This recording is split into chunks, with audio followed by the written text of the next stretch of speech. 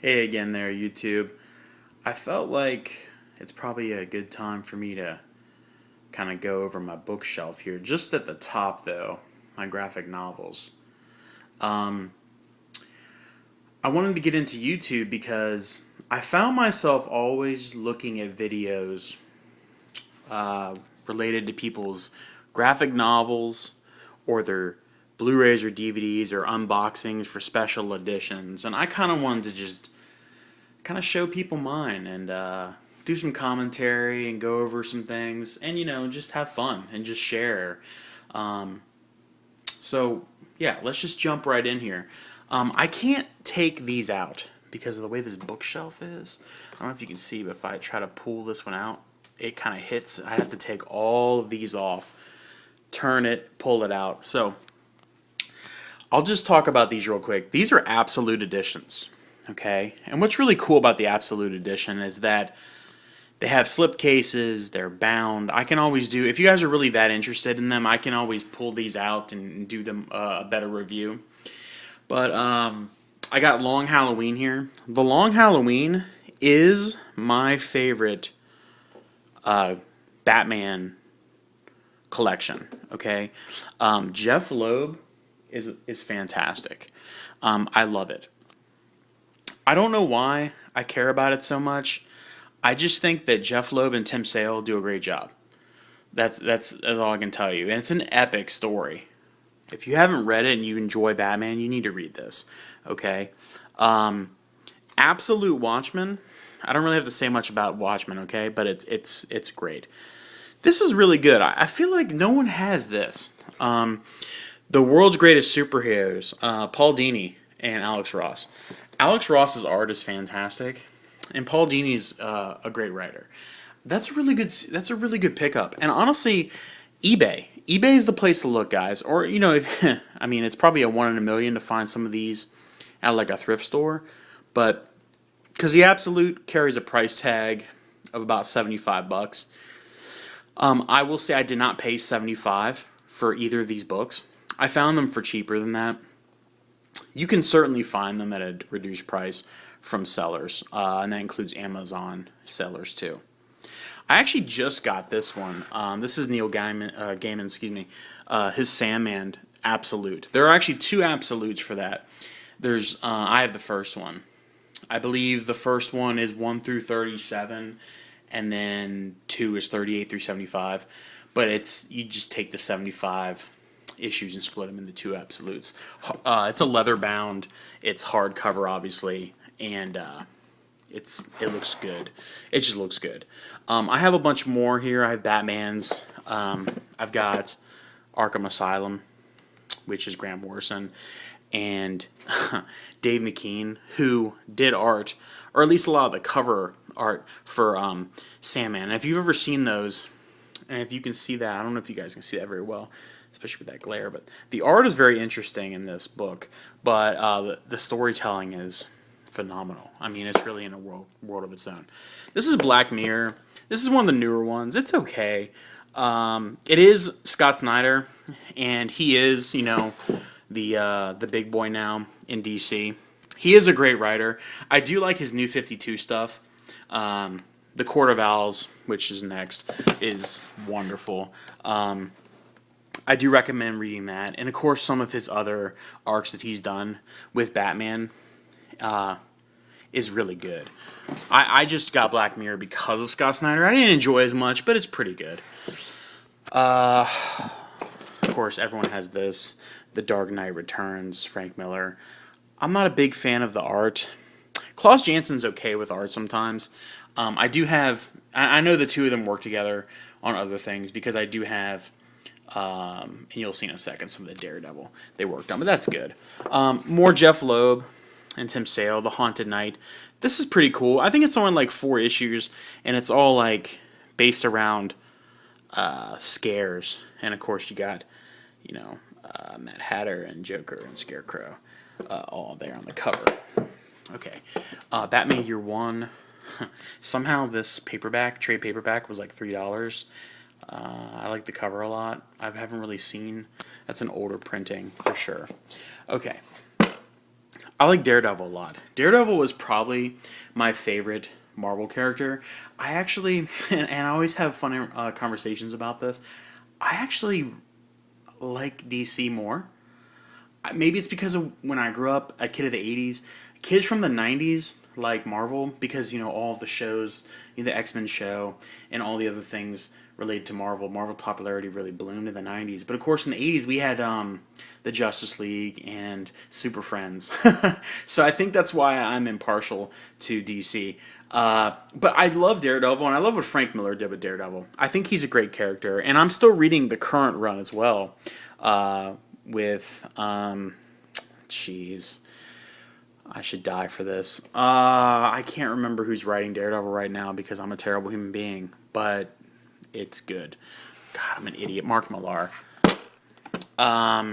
Okay, here's also more Daredevil. This is volume 2 of Frank Miller stuff, and then I even got Born Again, which is really good. That's good reading.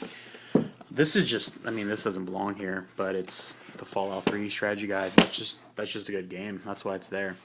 Far Side, that's just fun, funny.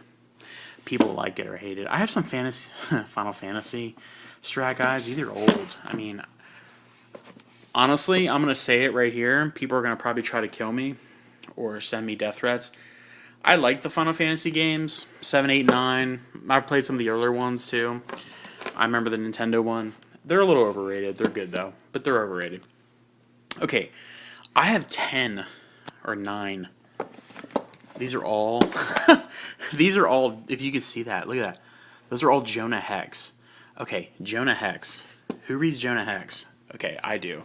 Yes, I'm aware that they made a Jonah Hex movie, and it sucked a lot. It really was disappointing. It had a great cast. Everything about it said it was going to be good, and it was a piece of shit. Jonah Hex, particularly this run right here, I think this is considered the volume 2. You got to get Jimmy Palmiotti, Justin Gray. What they do with this character is fantastic. It's ultra violent. It's spaghetti westernish. It's just a lot of fun. They make Jonah Hex like the man with no name, like just a total badass. This is good stuff. You should just buy Volume 1. This is Volume 1, the trade paperbacks, and just give it a try. Only the Good Die Young. These are all good. Trust me, they're good. Especially if you like Westerns at all. I used to hate them. I only associated Westerns with being things that grandfathers like. But it's seriously good. I have the entire Punisher Max run. I have the 2 hardbacks. I found these on eBay. These are the Garth Ennis ones. There's 10 volumes. Volume 1 and 2 hardback are actually the 4 trade paperbacks, okay? Volume 1 hardback is Volume 1 and 2 trade paperback. And, of course, Volume 2 hardback is the Volume 3 and 4 trade paperback. These are really good. These are so violent. It's kind of crazy. That's obviously why it carries the Max staple. They really were allowed to push the boundaries. And if you like The Punisher, you should like these. I'm also going to just say this. People don't like me for saying this. I don't really care. The John Travolta movie sucks. It's not like the character. Thomas Jane's fine as an actor. In fact, that YouTube video with Thomas Jane was better than the movie. The movie just... it changed things that are just dumb about the character that I just didn't appreciate. Now, people, critics especially, did not like Punisher Warzone. That is a way better interpretation of Punisher and more in the Punisher's world, virtual world. It's more like the character. He's brooding, he's dark. It's just a better performance. It's just everything's better about the Warzone film. I know that they're making a sequel. This is good too. I'm sorry, I'm going to jump to that in a second. Jason Aaron actually does a really good job too here. This is Punisher Max that he did. I think has 4 trades. This is the third one I believe that's just called Frank, where actually Frank goes to prison. This is good. I have to actually still go get the other ones. I don't know why I haven't gotten them yet. I just can't find them. Well, anyways, they're making sequels to both the John Travolta Punisher and Warzone. Guess which one I'm excited about? Hint, not the one that had Thomas Jane in it. We'll see, though. Who knows?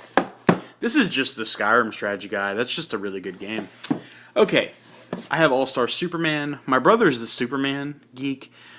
This is good. Again, it's Grant Morrison. Frank Quitely's art is very nice. I like it. This is just a good trade. And then here's more Tim Sale and Jeff Loeb, Superman. What's cool about Tim Sale and Jeff Loeb is they always work together. A lot of people kind of criticize Tim Sale's art. I mean, if you look at it right there, it's different. You know, I don't know. He has, you know, he'll have big faces with little eyes and nose and mouth, but I have to get over the art sometimes. You know, I think what really matters is the writing, and it's just phenomenal. It works well together. So other than their great work on Batman, they've also done this, the Superman for All Seasons. This is a great book too. I definitely recommend that. I don't have Hulk Gray. Hulk Gray is a fantastic trade. You should read that. I also recommend reading their work on Spider-Man Blue.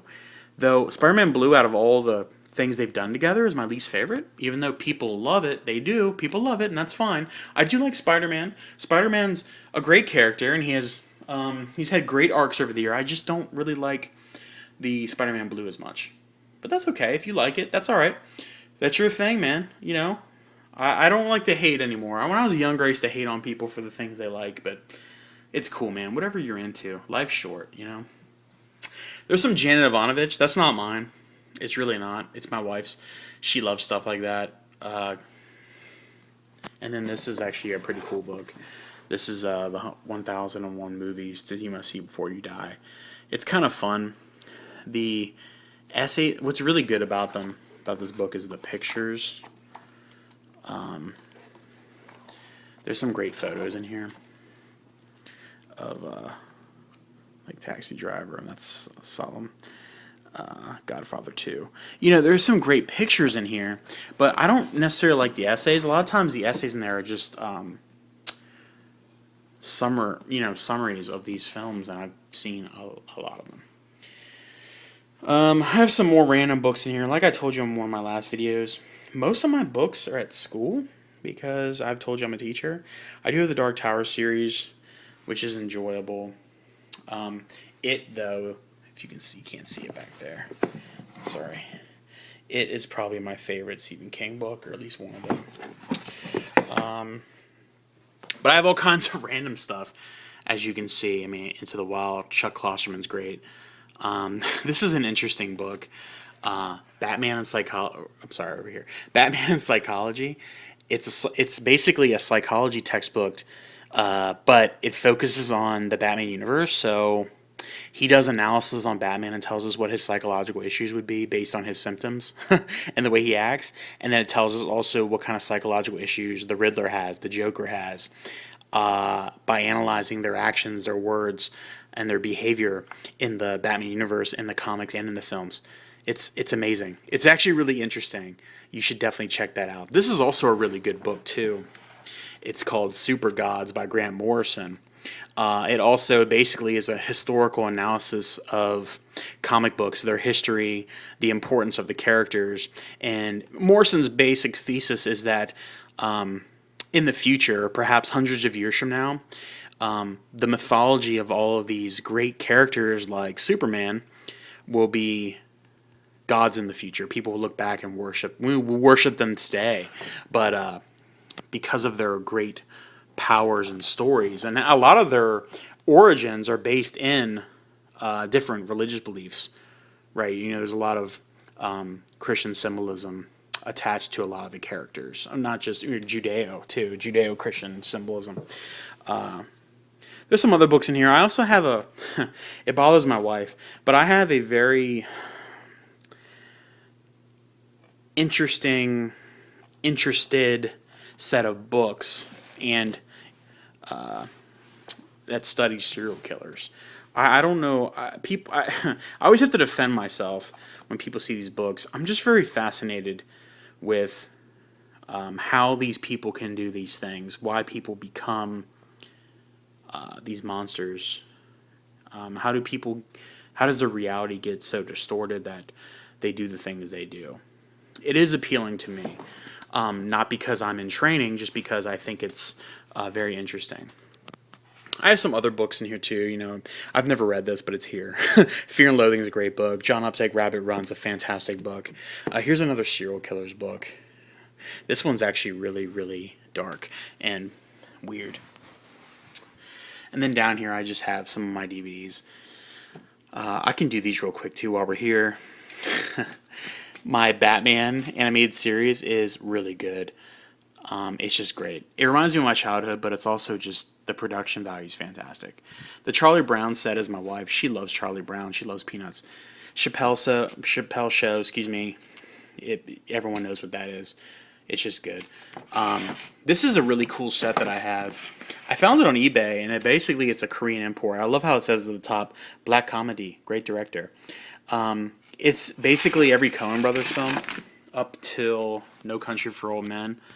What's cool is they even included Bad Santa, which they did not direct. They just produced it. But it gives us they're not in alphabetical or chronological order. As you can see, Blood Simple's number 12, and that's the Coen's first film. So I essentially own almost every Coen Brother film on DVD. But it's getting a little outdated because they're making more films, and I don't own anything after this set. I've never bought any other Coen Brothers films since then. Not that I haven't liked them, it's just I just haven't. I have every season of Curb Enthusiasm. They're not all here because I think some are in the den. But I love that show.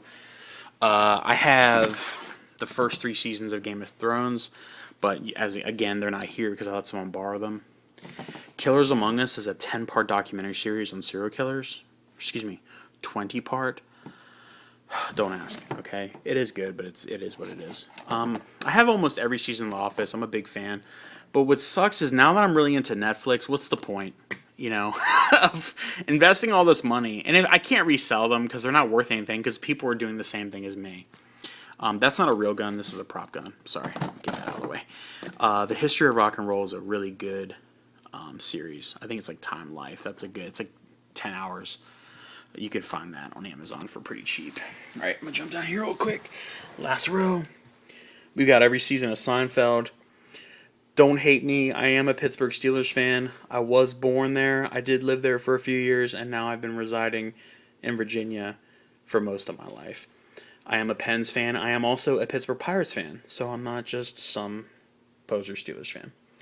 I have the first 10 seasons of The Simpsons. The Simpsons is a fantastic show. I think it's one of the best shows ever.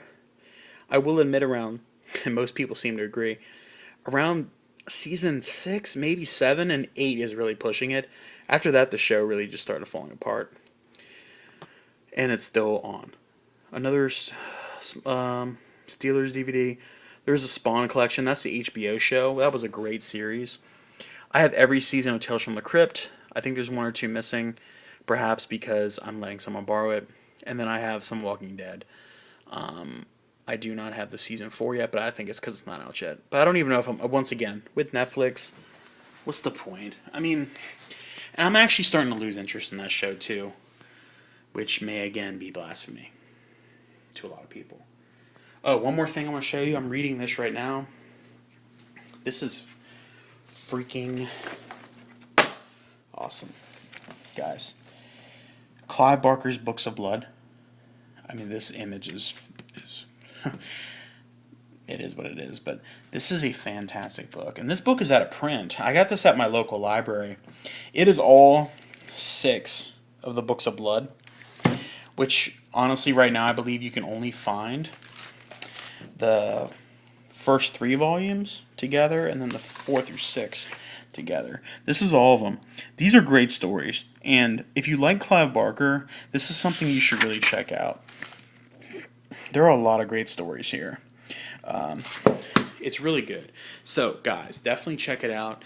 It's a great set of short stories, and actually some of the best horror short stories I've ever read. Alright, guys, well, I hope you all have a great day. Enjoy it out there. It's hot out there, man. Peace.